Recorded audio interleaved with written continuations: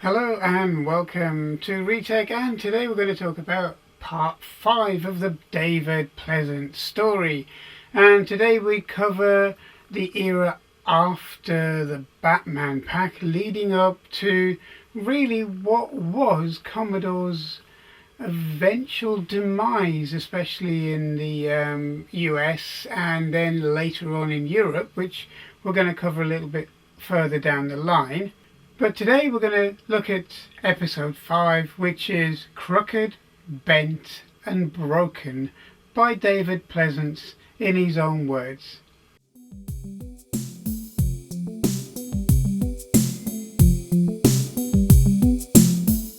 Midday, I think.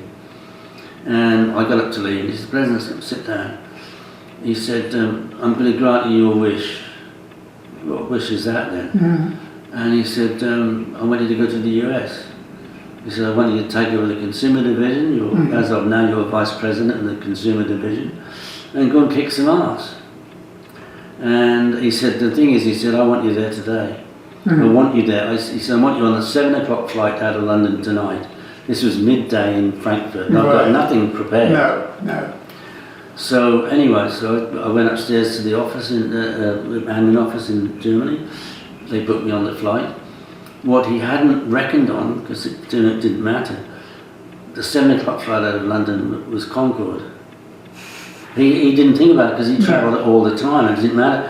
For me, it was I got to fly Concorde. Thank you, Lord. You know. Brilliant. Which is another thing I can say in my bucket list I've managed to do. You know. Anyway, so I get to America.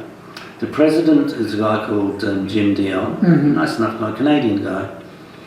And I went to see, I had to go to CES in Vegas.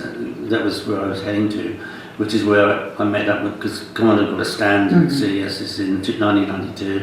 Yeah. And so I met up with Jim there and met some of the people. And then we went back to Westchester, near Philadelphia, which is where the Commodore offices were, and like warehousing and stuff. And the first thing I did when I arrived was to go and see the engineers. And I was shocked because there were 7 Amiga engineers, and we had 40 PC engineers. Right. 40 of them.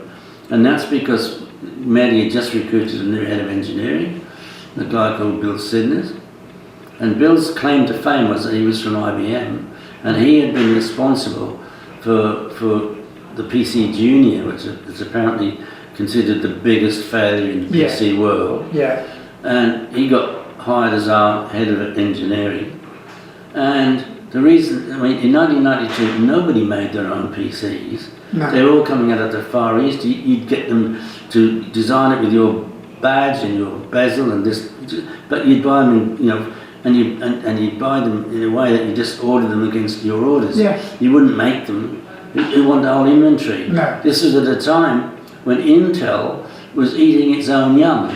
It was launching a chip, and then you get it out in the market, and then 3 weeks later they'd launch a better one for less money. Yeah. And they kept doing it time after time after time. Yeah. So why on earth would you go into manufacturing? And the reason why is that Bill Sidners had given 40 jobs to his mates from IBM. Right? Unbelievable. So anyway, my first full day of business in the US, and I got the team around me. There was 3 sales reps, a couple of marketing people, all good, very good people actually. I was quite pleased with them. I sat them down and I said, "Right, guys, ladies and gentlemen, I don't want anything else from you except the truth. No bullshit, no lies. If I find out you're lying to me, that's it over. So just tell me the truth of what's going on." And I said, "Can you tell me why you're not selling anything?" And they said, "David, we're not allowed to." I said, "What do you mean you're not allowed to?" "We're not allowed to. We've been told that all of our customers owe money, and until they pay their bills, we can't sell them anything." I said, "Well, why do they owe us money?" "We don't know why they owe us money." Right. Goodness me. I said, "Okay." I said, "Well, let's get to the bottom of this." So I said, targeted each one of them. I said, you organise some meetings this coming week in your territory, you next week in your territory, you week after, with our customers, and let's go and see what's going on. And the very first customer I went to see was Sears in Chicago. and I'm up on, I think it was like the 12th floor of Sears Towers. There's a boardroom with about 10 of their executives all around the board table, me and my rep. And so I sat down, I introduced myself to them, and I said, look, gentlemen, I'm here, I've had a long career, I think it was about 9 years or something at Commodore, and been very successful, and I've now come to the US because we think that there are some opportunities here that we should be trading a lot more than we are. And I said, look, all I ask of you is the truth, and I give you my word is my bond, and all the rest of it, right? So I said, so do you mind if I start off with a very awkward question? Would you mind telling me why you're not paying your bills? And they said, well, Mr. Pleasance, we're waiting for you to Commodore to come and take all our stock back. I said, that's interesting. I said, 9 years at Commodore, I've never recognised us as a lending library. At which point they got this piece of paper and they shoved it across the desk to me. And it's a letter signed by Jim Dion, the president of Commodore. And that everything they had was sold on sale or return. Right. Which we never did. No. Because it's not a real sale. No. But the workman was, the product sale or return was CDTVs. They were laden. And every big shop, retailer in America was laden with CDTVs that Jim had sold, sale or return, never told Mediali or anybody else that there was a big chance they were going to come back, claimed his bonus, claimed his commission, and they recorded it as a sale, and it's never a sale. No. So I was like, what the fuck am I going to do now? I don't know what to do because I wasn't expecting this. We never did that, No. So anyway, I said, look, gentlemen, I said, I'll be honest with you, I said, you should never have been sold this product. It's completely wrong for you. I said, it's a difficult product for specialists to sell because, to be honest with you, it's too ahead of its time. People don't understand. I said, they will do one day, but right now it's the wrong time. I said, this should never be your product, and it's our fault. We should never have given that to you. Which put me on side with them. I said, what you guys should be selling is the Amiga 500. We're selling it in bucket loads, and we really generally were. And I said, look, I want to ask a favour from myself. I don't really want to start my career in the United States with a big negative on my books. I said, we will collect this and we'll give you credit for it. I said, can I ask you in return to give me an order for the same replacement value, but of Amiga 500s, which you will sell, and if you do that, I'll give you your own special pack. It'll be Sears pack, nobody else will have it. To which they agreed. We got out of that. But of course, Mehdi had no idea that all of this didn't happen, because Jim Dion hadn't told him, because they were thieves. How can you claim commission or something that might sold, and his bonus and all the rest of it, right? And of course, because Commodore didn't have any external auditing, they never checked on these things. So anyway, as it happened, I did a deal with everybody in the States. There was one company that screwed me, company that was Tandy name brand. Tandy stores. Well, they had, in America, I don't know if they still got them, but they had a range of stores that were called Tandy name brand, and they would sell name brand products, unlike their own. It's, Radio Shack and stuff. And anyway, that guy, Hank, his name was, he agreed, and then when I took all the stock back, he refused to buy it from me, bastard. He shafted me. You expect that from time to time. But everybody else I cleared, and we got trading with them. Now anyway, it came the end of the quarter, and when I was supposed to have a meeting with Mediali, quarterly review, and I was on holiday. I'd got my two boys over, they were quite young, and I used to have a boat down at Rehoboth Beach, which I used to spend every second weekend on the boat. So I'd taken the boys down to the boat for the long weekend, and so the review, Jim Dion was there, but not me. And the vice president of business products, Jeff, I can't think of his name now, he was there. I should have been there, but because I was not there. So anyway, obviously, Mehdi looks at all the figures, and it's like it's a negative. All these return, all these sales, negative. Well, last year it was flat. And he traced me. I don't know how he tracked me down, because we hadn't got mobile phones. He tracked me down at my boatyard, and he said, what the fuck's this all about, And I said, Mehdi, what are you asking me for? What do you mean I'm asking you for? I said, no, I said, ask Jim to give you the envelope that I gave him, to give them to you, please. And then have a look inside there. And of course, inside the envelope was all of the sale or return agreements I photocopied and said, you ask Jim to explain why he did this. This is the situation we're in. Yeah. I had no option. He signed it as the president of the company. Yeah. I've honoured that, but I've sold back into them. We're now trading again. What else could I do? Yeah. You know, I'd love to have been a fly on the wall. When you opened that. But it just happened that I would love to have been there, and I wanted to be there, but it was, you know, because I got my boys, I had to be at that time because school holidays and things, you know. Yeah.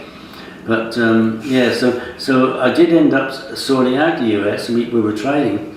And then after I'd done all of that, I went to Maddie and I said, Maddie, my job here is done. What are you talking about? You're going to stay here long term? I said, no. I said, to be honest with you, Maddie, I said, I've just sorted the mess out and we are trading. I said, and they're all selling what we've sold into them quite well. I said, now, what I don't want to do is I don't want to sell them anymore. He said, what are you talking about? You need to. I said, no. I want them to order. They don't need me to sell them if they need more. It's because you and I both know that the 1200's coming very shortly. And if I keep selling them, when the 1200s ones, they're going to say, David, will you take all of our 500s back because we got the 1200 tons? Exactly, yeah. And I said, I don't want to be in that position. I said, if you just let them order what they want, I mean, you've got the sales reps and everything. I said, I don't want to be in a position where I've got to try and sort the mess out again. Yeah. Even though they weren't on sale or return, you know, they would challenge you with that. Yeah, exactly. Yeah. And I mean, eventually he understood my thinking because I'm always thinking ahead. And I said to him, when the 1200 comes out, I will come back. I want to. I like it here. Yeah. So then he sent me back to the CEL role, which while I was in America, they'd split half my customers to the UK office and half to the Dutch office. And the Dutch office were crooks. And the business had gone right down from when I was running it. So I went back there, really on a temporary basis. And I can remember I was in Greece and I got the mother of hangovers. I had been out I was finding a new distributor in Greece, and I'd gone out with this guy, and we went on the town again, and it was about 4 in the morning, and I got the mother of hangovers. And Mary Ali's on the road, get your ass into the UK, I want to meet you in the London office today. And that's when I found out that Kelly had left. And Mehdi said, well, I want you to take over. No excuses now. Yeah. You know, you are in charge of the Commodore UK. You are our biggest subsidiary, and we need all the money we can get. We're in big trouble. Yeah. And that's when I said to him, okay. I said, oh, I will take it on. I said, however, yes, I can read a spreadsheet and all the rest of it. I said, but you know, I'm not a financial man. You need me to be at my best. You need me to sell and market and get the sales. I said, so in that case, I need a co-MD who can financial control the business. So Colin Proudfoot, who I didn't really know, he'd been there. I don't think he was a director, I'm not sure. But anyway, the fact was that it suited me to be co-MD. That's when we discovered Kelly had done it, right? Yeah. Now, when it came to Amiga, what we were going to do was, we knew that the lifespan of the Amiga in its current format had a fairly limited lifespan, but in order to bring longevity to it, we came up with this idea. I think we've talked to you about this before. About we went to a German company called Mycronic, and we got them to design a case which was designed to be able to take any of the PCBs, 500, 1200, 600, 2000, designed so that what you do, if you were a Amiga 500 owner and you wanted to upgrade, you could go to your specialist dealer, not the high street retailer, but specialist dealer, and say, and he would sell you the case, and he would take your PCB in part exchange, or take the whole machine, and then you put a 1000 or 2000 motherboard in there, using the peripherals that you'd already got, and then that would give you that opportunity. And in order to support that, we would sell PCBs on their own. Nobody had thought about that. But PCBs unknown, what an opportunity that would have been. Because there were so many people who like to do their own thing, right? Yeah. And so we came up, and again, it was a team effort. We came up with this was Amiga Infinity. In fact, we even had a track of music recorded called Infinity, which is on that Everybody's Girlfriend album. Yeah.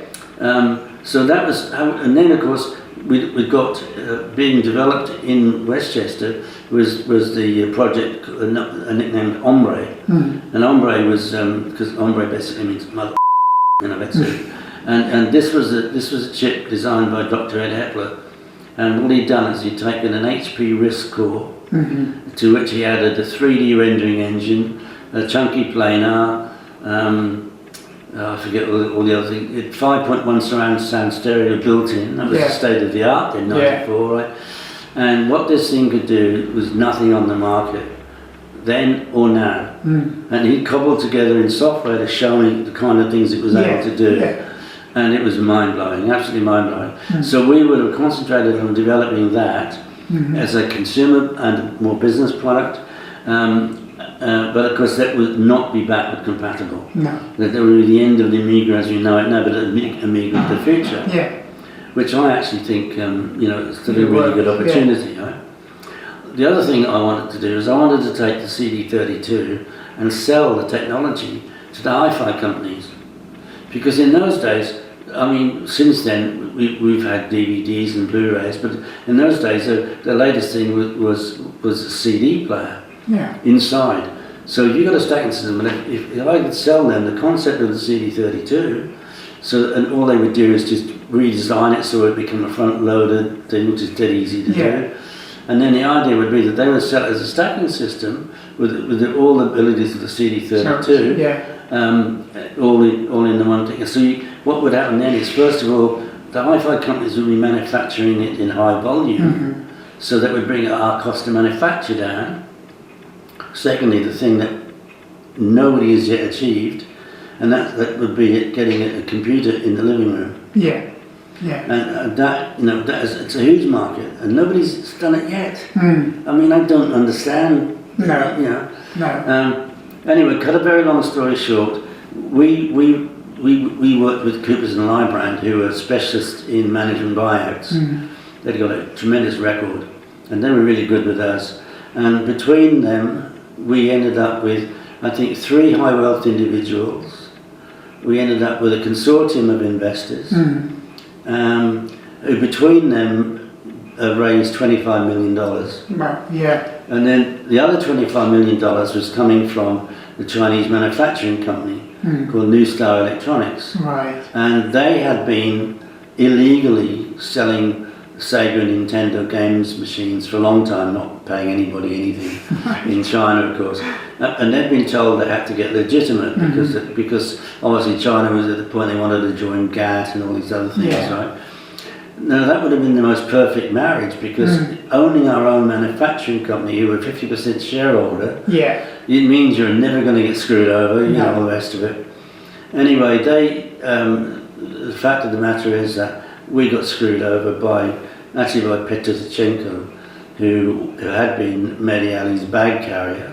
He worked for Commodore, and he was very bad at his role. He was inventory management was his role, and his responsibility was to make sure that product was where it needed to be within the Commodore community to fulfill the sales.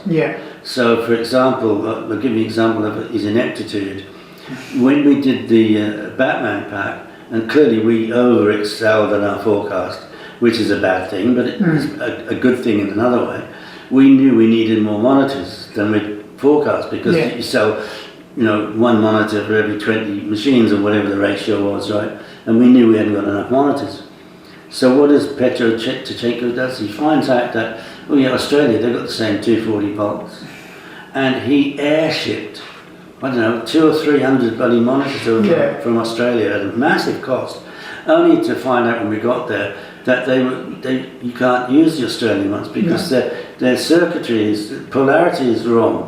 You'd have to get all the copper, you'd have to take it off and rewind it because of the polarity difference. And he didn't have any idea about that, and that was an example of ineptitude.